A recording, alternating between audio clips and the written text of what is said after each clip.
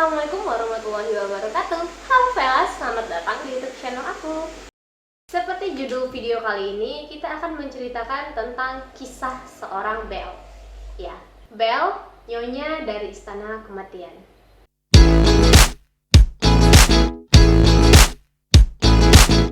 Mendengar kata Belle, pasti pikiran kita akan langsung menuju kepada seorang gadis berpakaian kuning dan bersuamikan seorang beast.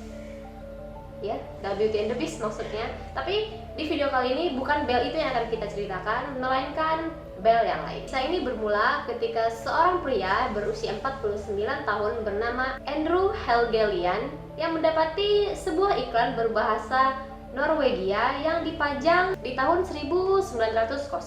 Pemasang iklan itu ialah wanita yang bernama Belle Gunness yang berusia 46 tahun. Ia tinggal di sebuah pertanian di daerah La Porte. Belle menuliskan pada iklan tersebut bahwa ia ingin mencari investor untuk lahan pertaniannya.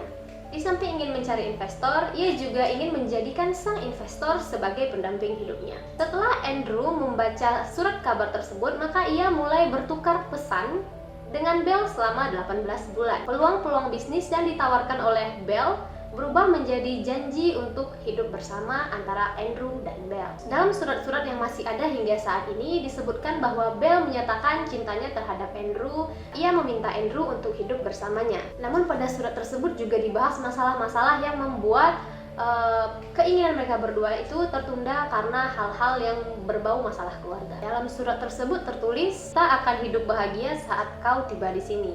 Aku akan memberikan kasih sayang yang besar untukmu, melebihi siapapun yang ada di dunia ini." Dalam surat tersebut, Belle juga dengan jelas dan tegas menyatakan dia menginginkan dua hal dari Andrew. Yang pertama, Andrew harus membawa semua uang yang dia punya tanpa meninggalkan sepeser pun untuk keluarganya.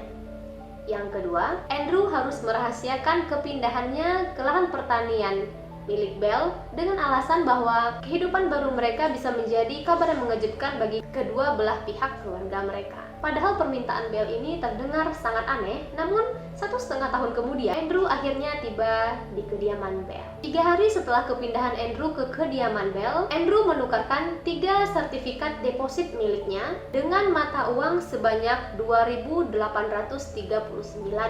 dolar US atau sekitar 75.000 dolar AS pada masa sekarang. Kalau dirupiahkan nanti itu segini. Andrew awalnya ingin menerima cek saja, namun Belle bersikeras bahwa mereka harus mendapatkan uang tunai pada hari itu juga. Setelah mendapatkan uang tersebut, mereka berdua pergi meninggalkan hotel tersebut.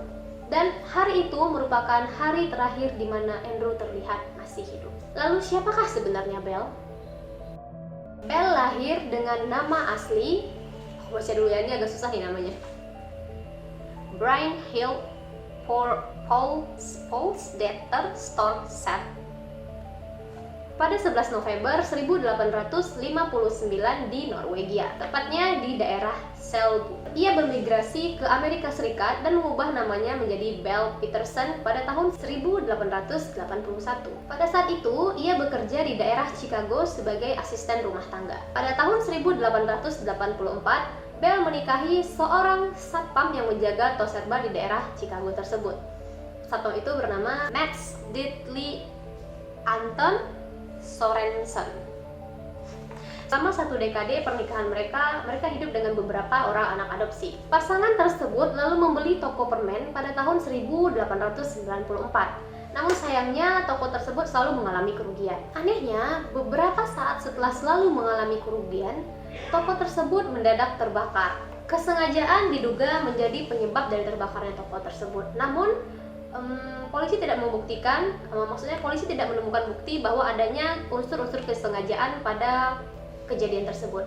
Maka perusahaan asuransi pun akhirnya memberikan uang mereka untuk ganti rugi. Setelah kejadian aneh tersebut, 6 tahun kemudian giliran rumah mereka yang terbakar. Belle dan suaminya mendapatkan asuransi lagi, dan mereka mendapatkan asuransi yang diperkirakan sekitar 2.000 US dollar. Namun, keanehan tak hanya berhenti sampai di situ. Sorensen, sang suami, meninggal akibat pendarahan otak di hari di mana mereka mendapatkan uang asuransi atas kebakaran rumah mereka. Berdasarkan keterangan sang istri, yaitu Belle, Mr. Sorensen baru saja pulang bekerja dan mengeluhkan sakit kepala sakit yang dirasakan di kepalanya. Bell mengatakan bahwa ia memberikan bubuk kina kepada suaminya yang dibeli di apotek terdekat. Lalu juga Bell mengatakan setelah ia memberikan obat kina tersebut kepada sang suami, obat kina ini dipercaya zaman dahulu bisa meredakan sakit kepala. Jadi obat kina ini memang dipergunakan untuk mengobati sakit kepala pada masa itu.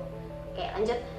Setelah memberikan obat kina kepada sang suami, lalu Bell pergi ke dapur untuk mempersiapkan makan malam mereka. Namun, saat kembali untuk mengecek sang suami, Bell menemukan suaminya sudah tidak bernyawa. Dokter menduga bahwa sang apoteker telah salah memberikan obat kepada Bell, bukannya memberikan kina, tapi sang apoteker telah memberikan morfin kepada Bell. Jadi yang salah itu apoteker, bukannya si Bell. Akibat kematian Sorensen, Bell lagi-lagi mendapatkan asuransi sebesar $5.000. Uang itu dipergunakan Bell untuk membeli lahan pertanian di daerah La Porte seluas 48 hektar pada tahun 1901. Tahun berikutnya, ia menikah dengan seorang pria yang bernama Peter Gunes. 8 bulan kemudian, Gunes ditemukan meninggal dengan bagian belakang kepala yang hancur. Bell sambil menangis histeris menceritakan kepada dokter yang mengidentifikasi mayat suaminya bahwa penggiling daging jatuh di atas kepala suaminya. Penggiling daging. Setelah dilakukan otopsi, kematian tersebut dinyatakan sebagai kecelakaan. Beberapa tahun setelah kematian Gunes, barulah Bell mulai memasang iklan di koran. Cara tersebut berhasil memikat pria dan banyak yang mendatanginya. Seperti kebanyakan psikopat, Bell sangat cerdik dalam mengidentifikasi korban-korbannya. Pria-pria yang dipilihnya merupakan pria-pria kesepian yang diabaikan oleh keluarga mereka. Bell menipu mereka dengan menggambarkan bahwa ia adalah sesosok wanita yang sangat suka memasak, melukis, dan dapat mengurus rumah tangga dengan baik. Bell juga menjanjikan kehidupan rumah tangga yang bahagia hingga akhir tua mereka. Pria-pria kesepian yang membalas iklan Bell tersebut akhirnya dibunuh, dibantai, dan dibakar pada lahan pertaniannya tersebut. Tentu saja pria-pria ini dibunuh, dibantai, dan dikubur setelah Bell mendapatkan apa yang ia inginkan, yaitu uang. Beberapa korban yang berhasil diidentifikasi oleh pihak kepolisian yaitu George Berry, datang dari Illinois dengan membawa uang tunai sebesar $1.500 AS. Christian Hilfen menjual pertaniannya dengan harga $2.000 AS. Emil Tell juga datang ke La Porte dengan membawa uang sebanyak $2.000 AS. Lalu Ole Batsberg dan John Moe masing-masing membawa uang $1.000 AS. Namun setelahnya pria-pria tersebut tidak pernah lagi ditemukan. Pada 27 April 1908, lahan pertanian Bell terbakar. 3 anak asuhnya mati dalam kebakaran tersebut. Selain itu juga ditemukan tubuh tanpa kepala yang berada di daerah kebakaran tersebut. Namun pada saat itu tidak ada yang bisa memastikan apakah jasad tersebut milik Bell atau tidak. Mungkin karena nggak ada kepalanya kali ya. Oh iya, dan mungkin juga pada saat itu di tahun 1900-an itu sistem pencarian orang menggunakan DNA belum ada kali. Setelah ditemukannya tubuh tanpa kepala, para pria yang ada di sekitaran pertanian La Porte itu mulai menggali lahan-lahan pertanian yang ada di sekitaran rumah Bell untuk mencari siapa tahu mereka bisa menemukan bagian kepala pada tubuh tersebut. Namun yang mereka temukan sungguh mengejutkan. Pada 3 Mei, warga menemukan bagian-bagian tubuh yang terpotong-potong terkubur di sekeliling rumah milik Bell. Dimulai dengan lengan dan bagian-bagian tubuh Andrew Helgelian. Saat menggali lebih lanjut, mereka juga menemukan goni yang diikat dengan tidak wajar dan berbau busuk.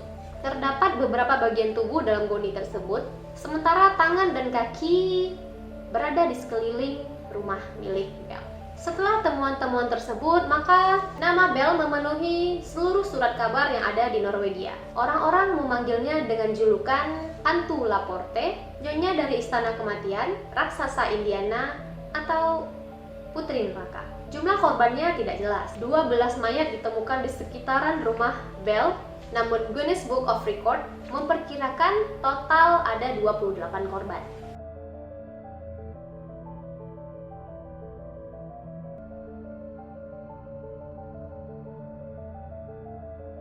Oke, sekian dulu kisah kali ini. Semoga para fans suka. Bye!